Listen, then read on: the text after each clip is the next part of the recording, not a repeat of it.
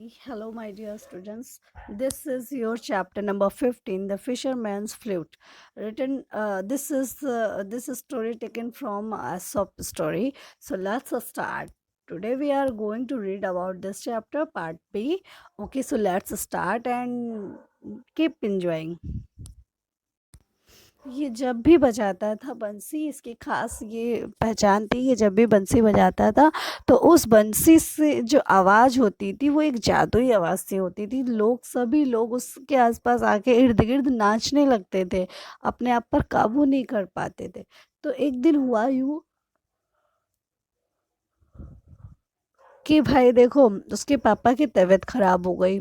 जब उसके पापा की तबीयत ख़राब हो गई तो फिर उसे फ़िश पकड़ने के लिए जाना पड़ा। उसने नेट और बंसी लेकर के जब मैं जाऊँगा तो फिर वहाँ पर सारी भाई वो गया, वहाँ जाकर के सारी की सारी मछलियाँ ऐसे तैर रही थी। तो उसको लगा मैं जब बंसी बजाऊँगा, एक उसके पास ट्रिक आई दिमाग में, जब मैं बंसी बजाऊँगा तो सारी की सारी मछलियाँ डांस करने लगेंगी एक झुंड होकर के। और जब वो डांस करने लगेंगी मैं तुरंत फ़ौरन ही अपना नेट बिछाऊँगा और उन्हें ले लूँगा। लेकिन फिर हुआ क्या? चलो पढ़ते हैं आज आगे। ठीक है ना?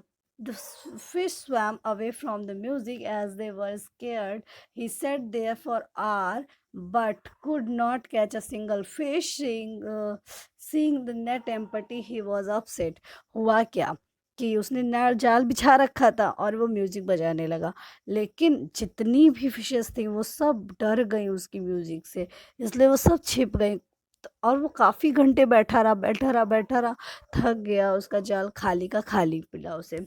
फिर क्या हुआ? He stopped playing the flute, all the fish now swam back and some swam into the net.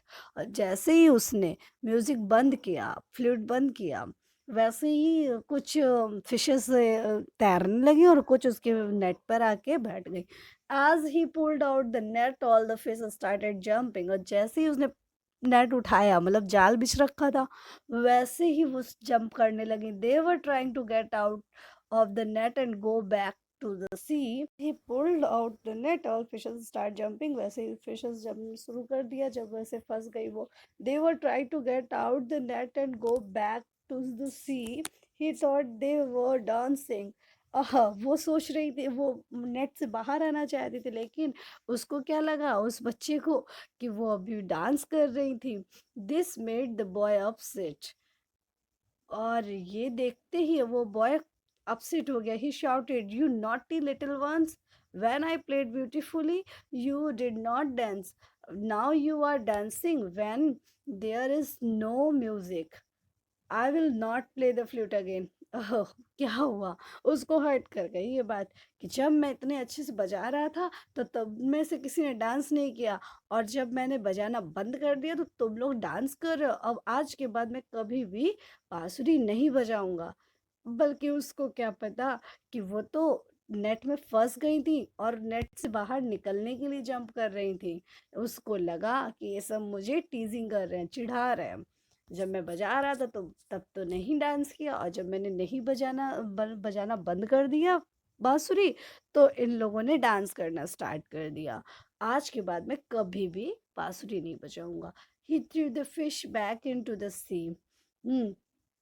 और उसने सारी फिशेस, चिढ़ गया, सारी फिशेस वापस से समुद्र में फेंक दी। ये तो भाई उसके लिए अच्छा हुआ ना, किसके लिए? फिशेस के लिए बहुत अच्छा हुआ कि उनकी जान बच गई उनके डांस करने से, इट मीन्स जंप करने से। When he return home his father was very upset to know this.